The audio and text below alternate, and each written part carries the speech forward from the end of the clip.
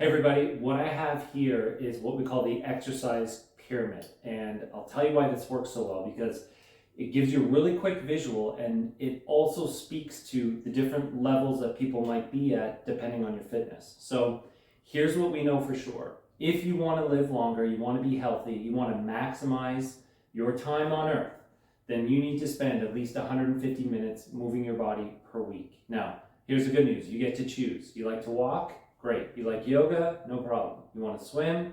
Fantastic. Okay? But you have to fit this into your week. This is from the World Health Organization, Cancer Society, Heart and Stroke, all the things we want to prevent. We basically have to figure out how to get a minimum of 150 minutes in per week. Now, if you're already doing that, the next level in the pyramid speaks to resistance training, which we want to do twice a week.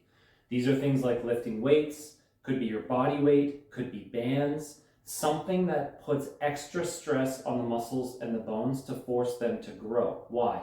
Because we want to maintain our muscle mass as we age and we want strong bones. Now, let's say you're already doing that. How do you get maximum results? Well, the top of the pyramid is doing something that requires maximum effort. This could be like sprinting. It could be something called Tabata. It could be maximum weightlifting. But what you'll notice is that it's only once every 7 to 10 days. Why? Because you don't want to overdo it and you don't want to damage tissue.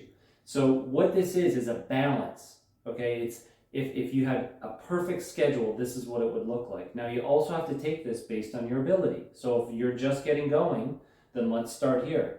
If this is easy for you, let's push ourselves. Let's get to the resistance training. And if you're already doing this, let's try and find a workout that you really go after it, or something new, something that really gets your body going. Now, how are you going to incorporate all this into your week? This is how I need you to think about it. It must be scheduled.